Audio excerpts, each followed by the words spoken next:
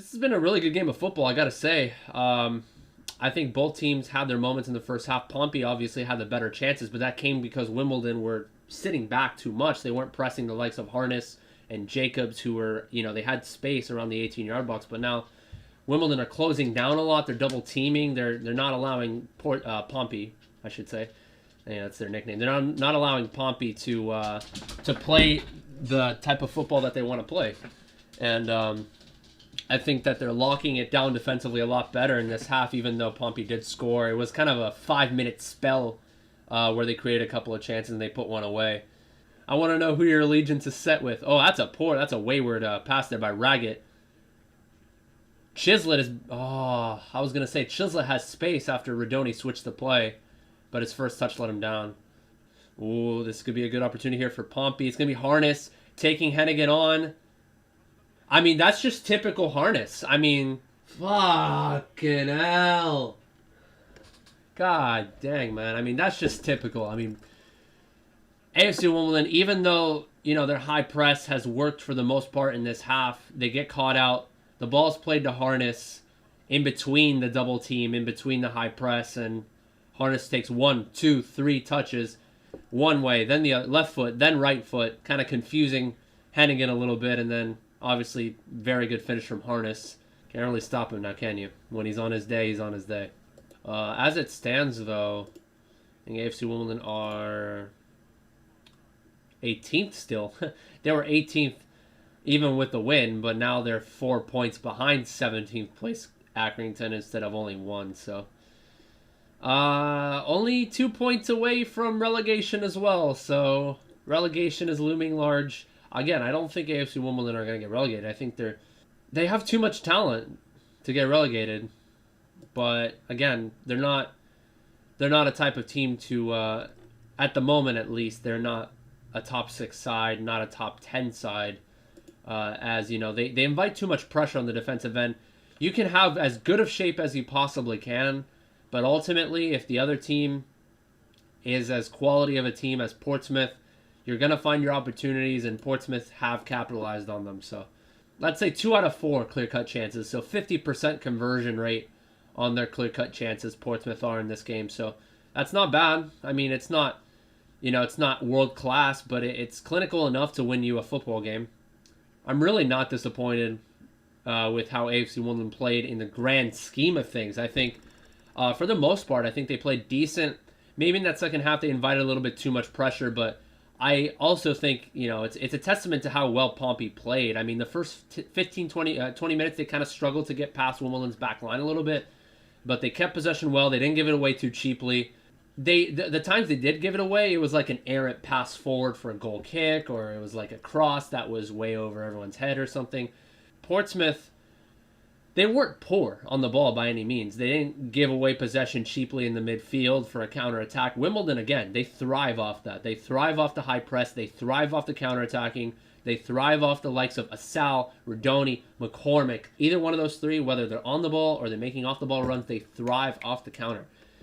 Even though AFC Wimbledon are not as much of a sit back and counter and hoof the ball upfield type of team as they were in seasons prior, I think that when they do play against a team like Portsmouth, against Sunderland, against, God forbid, fucking Milton Keynes, a team with good offensive quality, they like to sit back and they like to press every now and again on the double team, and they like to try to psych you out to try to give the ball away. They did that successfully against the likes of Lincoln and Burton, but against Cambridge, they were good on the ball. Against Portsmouth, they were good on the ball.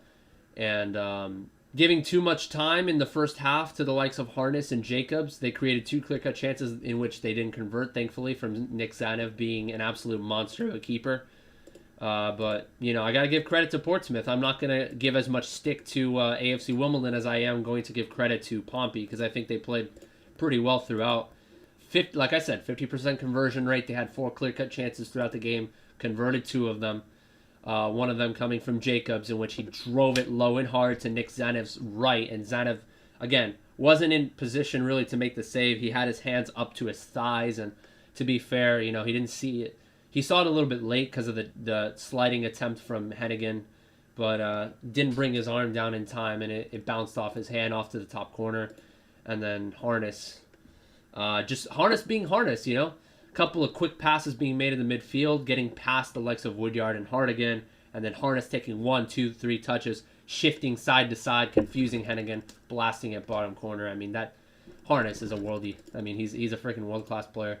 Again, I think we invited a little bit too much pressure in this particular game, but I think they played decent when they're on the ball. AFC Wimbledon, they didn't give it away too frequently. I think it was a good game of football throughout. I think both teams played very, very good football. And I think if you're a fan of Portsmouth, you're elated with the win and you're happy with the performance.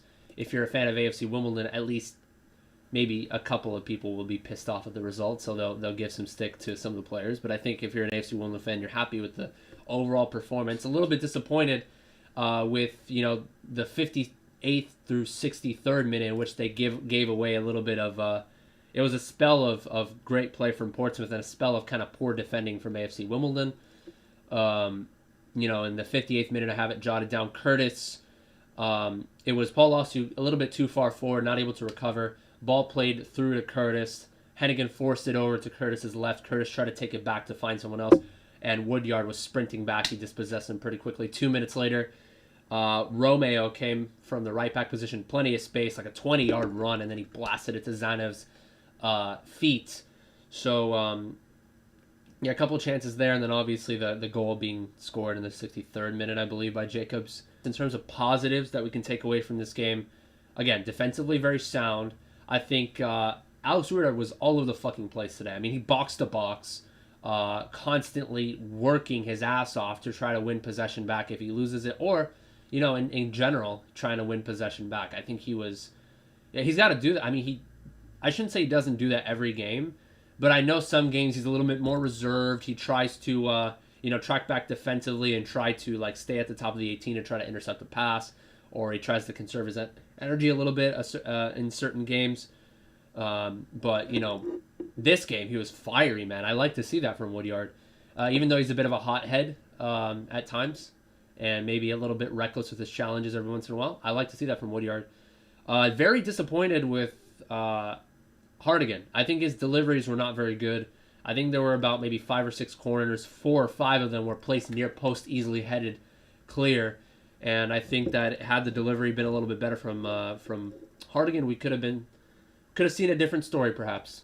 What else? In terms of chances created by AFC Wimbledon, there was after the penalty was scored by Ollie Palmer, in which, again, the penalty I think was just enough for a penalty. Maybe Neskins Walker milked the contact a little bit, but it was a little bit of an extension of the arm, not a full extension, but a little bit of a push to the back. I think it was enough for a penalty. But a few minutes after that, it was a cross and intended for a Sal, but then Palmer brought it down, volleyed it with his left foot straight at the keeper. Ollie Palmer was a bright spot. I think he didn't have as many chances to strike towards goal, but he was a facilitator. Dropped deep at times, played an overlap to the likes of McCormick and to Rodoni, and won a couple of aerial battles too. But I think his play on the ball was fairly solid. And Ollie Palmer, he did get substituted for Presley. Presley played very, very well today. I think he honestly is better served as a substitute than he is a starter. And we gave him some service. He won, probably half of the aerial battles, and then another 30% of the aerial battles. He contested it enough to a point where neither player won the header. Won a lot of aerial battles, and at times I think he released the ball a lot quicker too. There were times in the past where he would hold the ball for too long, try to create something himself, and get dispossessed. But he released the ball a lot sooner, and I think he looked fairly good today. Presley, I think he looked in his element. But that being said, though, we didn't create enough clear-cut chances to convert off of. We had a couple of half chances. One coming from Paul Osu with a good cross being played in and intended for Presley, went over his head, and Osu took a touch with his chest, a bit heavy as he wasn't able to get on the end of that one. And then the last minute of the game, it was a corner played in, and then it was flicked on towards the top of the 18, and then Chislett tried to one-time it, easily collected by Bazunu. A foul came off for Chislett. Chislett was fairly disappointing for the 10 minutes that he was on. There was a time in which Jack Rodoni switched it over to him. A bit of a counterattack, tried to chest it, but it went out of play. I think Rodoni wasn't a factor.